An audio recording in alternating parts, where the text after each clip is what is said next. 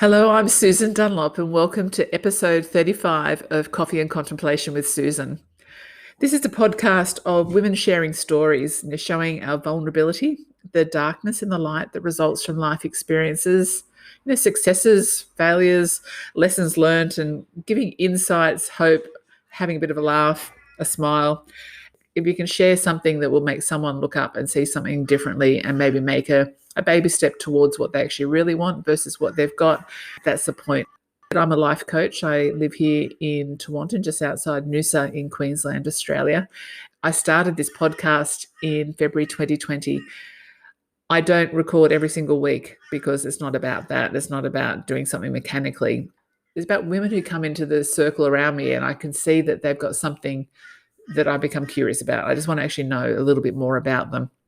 And some of that just can be very much about synchronicity, that I'm just blown away at the moment by the amount of women that are coming into my space that are landing here for just the right reason.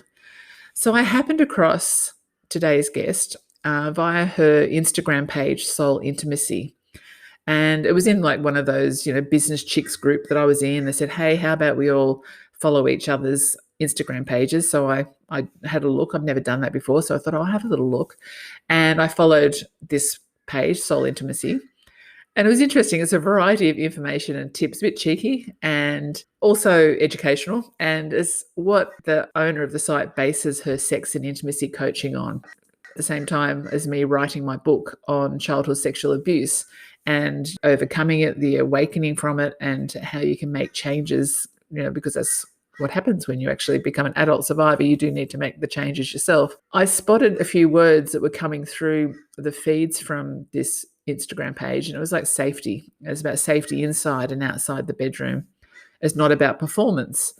I thought, I'm going to have to speak to this woman. I really just want to actually find out what she's talking about. To me, she's about loosening up the conversation and just starting to have more of a conversation about intimacy and sex, whether that's for yourself or whether it's with a partner. So I reached out and contacted Alexandra. So it's Alexandra Skoeld. She is a sex and intimacy coach. And we agreed that her work is really worth sharing. Her story is included today as well. And we're going to talk sex and intimacy coaching. I hope you enjoy and get something from it. Welcome, Alexandra. Thank you, Susan, and thank you for such a beautiful introduction. I'm honored to be here, and I'm really excited to share the next half an hour with you. Oh, thank you so much for saying yes. So when I reached out, I thought, this could be a yes or a no, but I know you're very busy, but I really appreciate you taking some time this morning to have a chat. Yeah, thank you. Yeah, I'm honored to be here, and I think this is such an important conversation to have. Just before I start, listeners, too, we may touch briefly on some childhood sexual abuse trauma. So just be aware of that, not in any great depth, but if it's not something that you're wanting to listen to or ready to listen to, I thought I'd give you the heads up right now. And if there's any sort of triggers that come up for you by listening to it, if you do choose to keep on listening, there's 1-800-RESPECT that you can reach out to. And likewise, I'll put all the details of that at the bottom of the podcast notes. But I just thought I'd just make sure I share that before we continue. So, Alexandra, I was just thinking, as we usually do with these, is we start from childhood and go through. So I was thinking, where did you grow up? I grew up in Sweden in a very small country town. I think it was less than 10,000 people, basically in the middle of Sweden. And very lucky to grow up in a country with 4 seasons. So I really appreciate the outdoors, no matter of weather, and also growing up in a time before social media and smartphones, where going outside and play and being kids was something I'm really appreciating about my upbringing. Oh, yeah. I can imagine it'd be so beautiful there. Yeah, truly beautiful, but also a lot of rain and a lot of cold days, and a lot of snow as well. So being in Sydney in Australia now, I wake up and I'm with every morning filled of so much gratitude to be living here. So I appreciate my upbringing in Sweden, but very lucky to not be living there 365 days a year anymore. And you're now based in, was it the eastern suburbs of Sydney? Yeah, eastern suburbs, the eastern beaches, so very close to the ocean. Yes, it's beautiful. I'm ex-Sydney, so I sort of always appreciate when I see pictures on Instagram of, people out and about where we used to get out when we were teenagers. Yeah, it's just Mm. so beautiful when wherever you are here, people are outside and they're playing. They're either out with the dogs or they're exercising or walking with their loved ones or hanging with their friends, and it just brings so much more quality to life when you are able to be outside every day, all the time. Oh, I think so. Yes, I think we've appreciated that more after last year, haven't we? Yep. So, Alexandra, what I was thinking, we might talk about what you do. Oh, the crows are going to share the conversation as well here because we have crows everywhere this morning. But what I thought we might talk about is the work you're doing now as a sex and intimacy coach. And when I first started referring to you, I was saying you're a sexologist and then I was calling you a sex therapist. So rather than confusing that issue, could you just start with that so we understand a little bit what that's all about? Yeah, absolutely. So I work as a sex and intimacy coach, and I basically empowering people to connect to their sexuality and embrace their sensuality. I guide them to learn how to use their voice so they can ask what they want and need in the bedroom, and also learning to love and accept their body so they can feel worthy of pleasure. And being a Mm. sex coach, I work with my clients from where they are today to where they want to be. So it comes with a lot of freedom where I can mix and use different modalities. There is the right modality for the client I'm working with in the moment.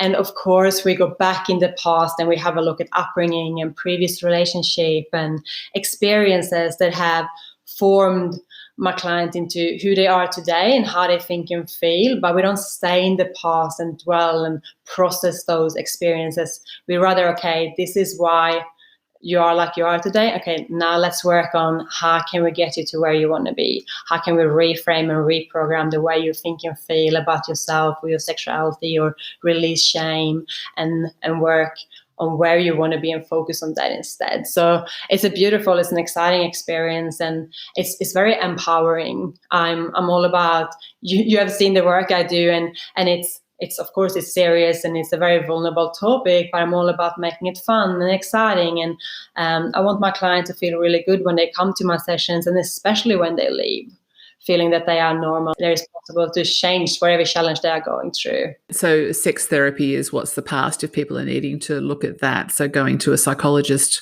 would actually help them with that type of work versus what you do.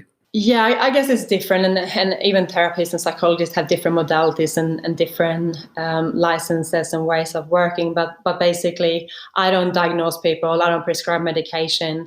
I believe that we are all whole. I use a holistic approach. So I use a MEBS model, which basically I look at my clients and we include the mind, mentally what we are experiencing, and emotions, body image, energy, and spirit. So it's very often a mental or emotional blockage. It's very rarely there is something physically wrong with us.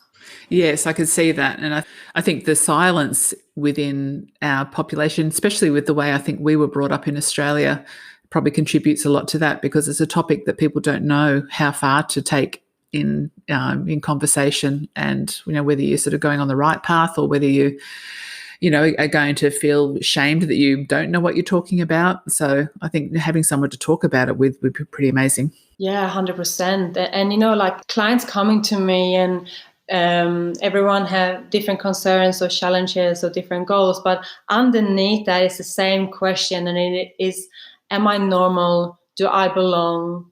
Is whatever I'm experiencing or my challenge, is it more people out there who are experiencing the same thing? And the question is always yes. But because we don't talk about it, we don't know. So we think there is something wrong with us, and we feel very alone, or we are too afraid to ask because we don't want to get confirmed that there is something wrong with us. So it's a beautiful, very powerful and rewarding job to help people to basically realize that they are normal and there is nothing wrong with them. Yeah, beautiful. So you also too, as I've spoken to you about earlier, there's that sort of feeling like when we talk about this topic, you sort of maybe feel like you could alienate people if they're not in a partnership, or if they've say lost their partner through illness or whatnot.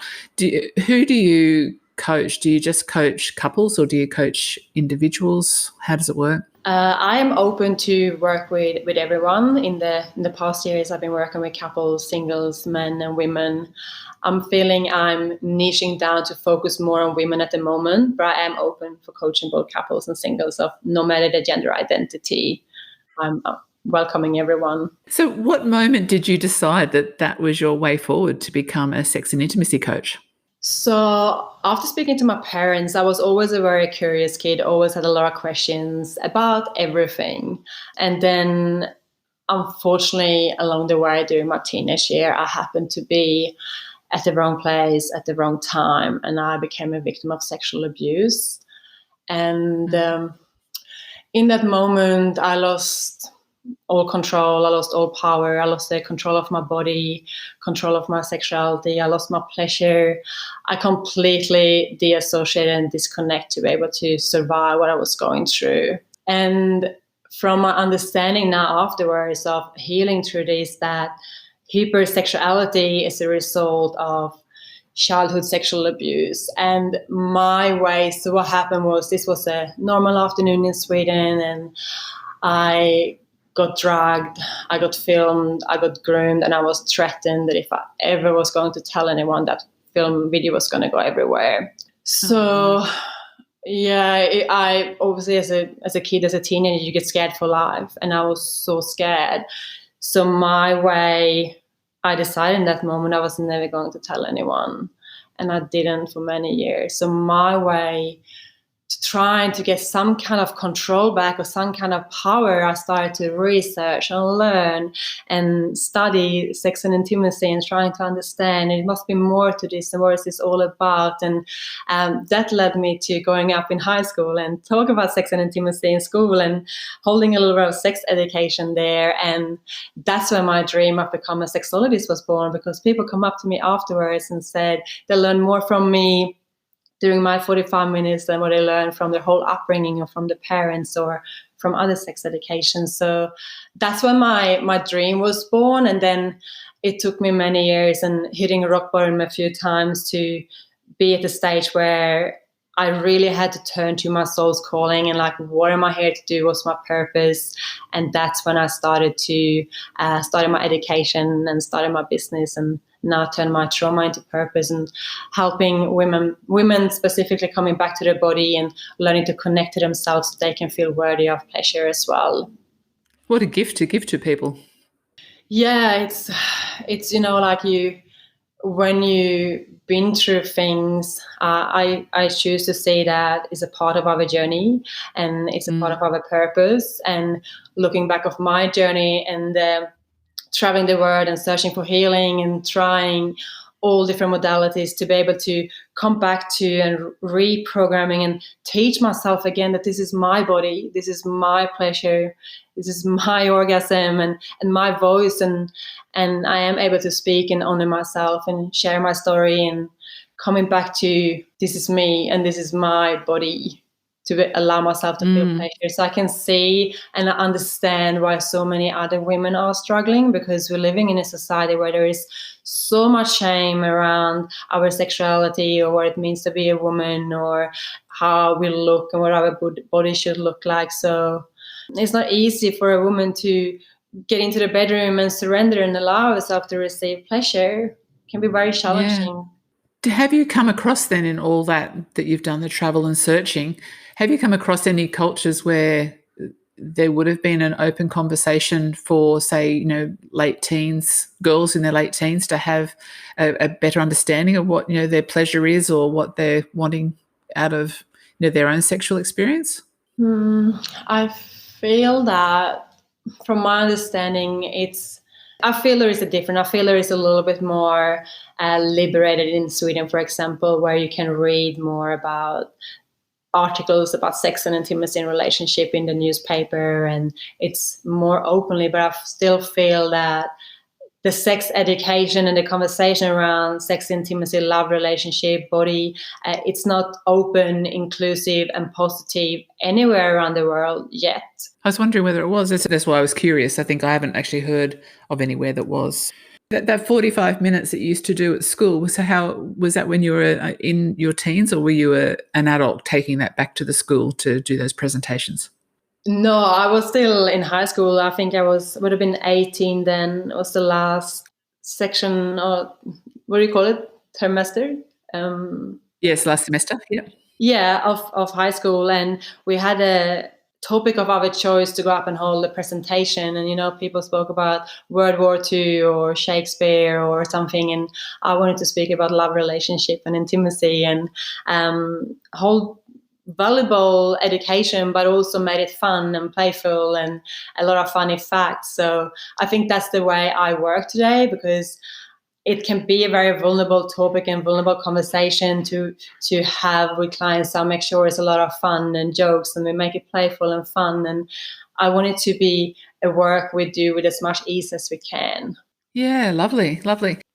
So, Alexandra, you've been working in it for quite a while then, and I was thinking in terms of what people would like to understand a little bit more. And I don't know, I pictured the ideas of, worry, shame, things like the guilt about masturbation or self-pleasure, unresolved trauma, struggles with body image, I don't know, feeling safe to fully open, that disconnection to our own body and sexuality, let alone the fact there is no real education for adolescents on intimacy, sex, and pleasure as we evolve to become sexually active beings. And that's here in Australia for sure. But can we talk about that for a little bit? So maybe just, I know your posts often are very interesting in that regard, and your blog covers a lot of this, but maybe if someone's not actually tapped into this recently, it'd be something we could have a chat about now. Is that okay? Yeah, of course. Oh, where do I start? This is such a Mm.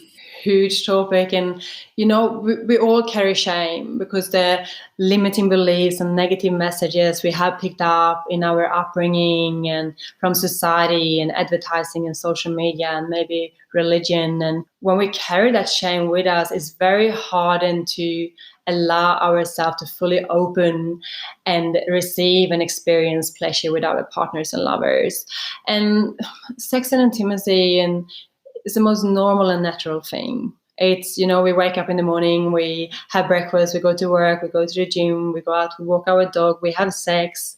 It's such a normal part of our life, and yet there is so much shame around it.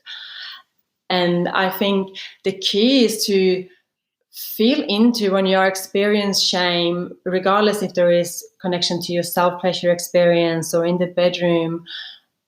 Feel into your body. Where is the shame coming from? Who once said something or did something, or what limiting beliefs have you picked up along the way? And is it really true? Is it really your truth? Because if it's not, you can release that shame. You don't have to hold on to those limiting beliefs anymore. And just look the way we've been self-pleasuring.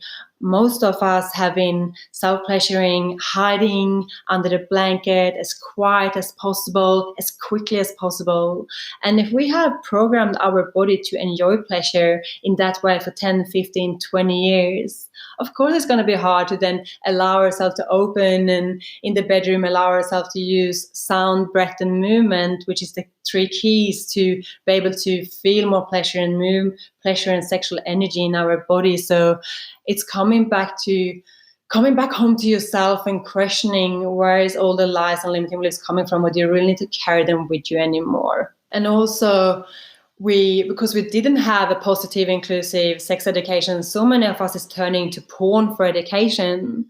And that's really bad. And I'm not against porn. I think it can be good in the right time and in the right moment for the right people. And especially I would recommend ethical porn. But porn is people getting paid to have sex in a way that is arousing for us to look at. It's not what we actually want from sex. So coming back to feeling into, what do you want from sex? What are you longing for? And very often what we want is we want connection, we want to feel close, we want to feel and experience pleasure together with a person we love. So we need to move away from putting so much pressure on ourselves.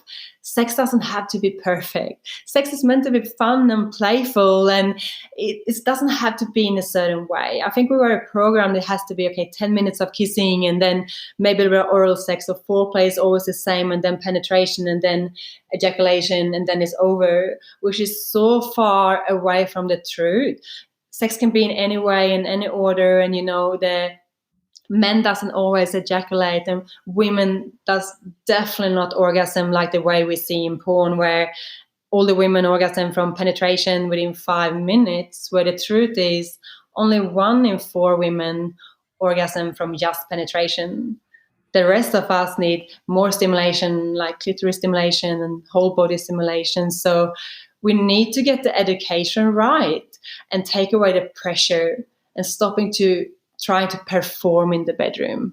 Made me pick up on that, because I was thinking, realistically, we all learnt as we did, from, I don't know where we learnt from, but you sort of carried forward from being a teen through to then obviously, in your 20s, whatnot. Maybe you might have had children, and then you sort of rushing sex around having kids because you don't want them coming in the bedroom. And, everything feels to me that, I don't know, it's like an overarching feeling of it's not one of the important things to do in the day. It's like something that you enjoy, but it's not given, really good time to actually enjoy it.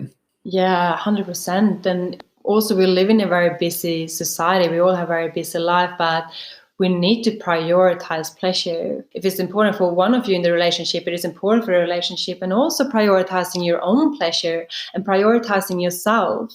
And this is something I work around women, where it's like, how do you touch yourself? Touch yourself in a way you would love a lover to touch you. You are worthy of pleasure, and you are worthy to prioritize your own pleasure. And self-pleasure is a form of self-care. And there is so many benefits from touching our own body and allowing ourselves to experience pleasure and allowing ourselves to orgasm as well. I recommend every person to start with just spending a few minutes in the morning to just connect to our own body. And it doesn't mean that self-pleasure needs to be touch of genitals or leading to masturbation or even an orgasm. Self-pleasure can be just touching ourselves and holding ourselves and touching our heart and connecting to our body the first thing we do before we connect to the world or we get affected by everything that's happening in our phone or in our family or outside the world. So I highly recommend to connect to yourself first thing in the morning and prioritize your self-pleasure as well. And this is where self-pleasure for me is not only what's happening in the bedroom, it's about allowing myself to receive pleasure outside the bedroom, allowing myself to receive pleasure throughout the whole day from my other experiences or from things I do in my everyday life, filling myself with pleasure and allowing myself to be alive. People talk in terms of, self-care or self-help, like self-pleasure. Yeah, when I first said those words, I think people could actually just think, oh, does she mean like masturbation? But there's a far broader scope that covers, as you're saying. It's about that sort of joy, giving yourself joy and respect for yourself and so much more, isn't it? Yeah, absolutely. And I think for a lot of women who are struggling to receive pleasure in the bedroom, have a look outside the bedroom first. Do you allow yourself to receive outside the bedroom? Very often as women, we are the one who nurturing everyone else and looking after everyone else and make sure everyone else have what they need before we look after ourselves. And then, of course, it's very hard to allow ourselves to receive pleasure in the bedroom. So start outside and allowing yourself to receive. And, as women, when we allow ourselves to be turned on by life and we allow ourselves to feel sexual and sensual and we access our sexual energy, there is our creative energy, we are able to move forward towards our goals and dreams because we're starting to learn to trust the wisdom of our body. And so many women are living in their head because we have to live in our head to be able to get through and pay bills and run a business or run a family and do everything we need to get done in life. But coming back into your body and coming back into your heart and trusting your intuition and trusting the wisdom of your sex center and allowing your whole body to lead your life. That was a scrumptious bunch of sentences you put together there. I think that's a good idea. Let's come back to our bodies and come back to our hearts. Sounds like a really good plan, I think. Yeah. The world will be a different place. Yeah, 100%. You're not going to be satisfied and go to bed every night, be happy with your life if you're making all your decisions from your head and from a place of fear or ego or comfort. If you have a soul that is calling for something, or if your heart is desire or longing for something, you need to honor that. You need to honor your body, and you're so much more than just your mind. For sure, absolutely. You touched on earlier that people's or women will say, like, they question themselves, am I normal? Do I belong? Is it just me? Would you say that's the most common thing that people come to you for coaching about? Or, what's the most common outcome that your clients desire from working with you? The most common outcome, it would be to enjoy sex, to be present during sex and intimacy. And I would say when it comes to women, it's very often orgasm challenges that they can't orgasm with a partner. And, orgasm happens when we feel safe in our body, safe in the environment, safe with our partners. And it's coming back to, what do you need to feel safe? What do you need to surrender? What part of you are you trying to hide, or where are you not in your full expression? Orgasm is so much more than doing the right things with your hand in the bedroom. It's about trust and feeling safe. So I would say when it comes to women, that's probably the most common. And also a lot around body image that is obviously affecting that. And when it comes to men, it's a lot of performance anxiety. Okay, yeah. I see the way you actually write. Your posts tend to be, they could be actually be read by a man and understood quite well. The way you're very, I like your writing. I think your writing is very good, that you actually cover both sides so people can understand. Like that, putting your hand on a woman's heart as being something. I think that's beautiful. Thank you. Yeah, I'm trying to write in a way. I very often have women coming to me and then they invite their partners or lovers to come and read as well. So I'm writing to be all inclusive, even if it's more directed to women. I think it's that whole sharing the common language, is, I think Brené Brown talks about it, that even if you aren't comfortable with stepping right into the space of, say, this type of coaching, but if you can at least understand what your partner's wanting and coming from that space, at least the language is more comfortable. Open up your conversation more. Yeah, and we need to talk about what we want and what we desire in the bedroom, because we're not going to know, we're not going to understand or be able to read our partner's mind. And we talk about everything else in life.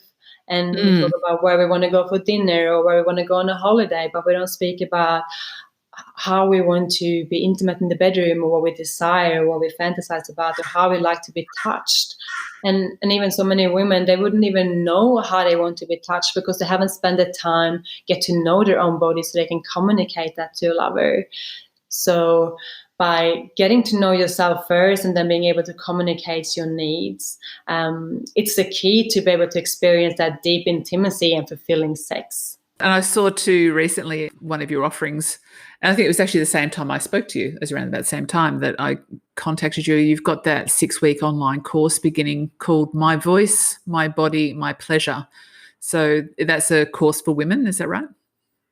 Yes, that's a course for women. I'm super excited to start this journey. We're starting in May, and it's basically my life's work where I'm taking the successful work I've been doing with my one-to-one clients and now bringing it to an online offering, so more women can get access to my wisdom and my gifts and the knowledge. So it's going to be a safe container where we're going to journey through 6 weeks and learning to really embrace who we are and learning to share our voice and speak up, and how we can ask what we need, and getting to know ourselves and our body and our sexuality, and really learning to love and accept our body wholeheartedly so we can feel worthy of pleasure. So I can imagine, in terms of a return on investment, that if you did that course, there'd be a fairly good chance you're going to come out better at the other end.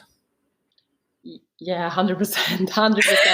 And like I said to the women who have already signed up, and it's with everything in life, the more you put in, the more you get out of it. And even if you just come along and you listen to all the lectures or all the pre-recorded modules, but if you get in and do all the practices, because it's going to be meditation, it's going to be home practices to do between the session, and live calls and Q&As, and an opportunity to ask your own questions. If you really put in and you do the practices, this can be life-changing. It's going to be a magical journey, and I'm so excited. I'm really excited.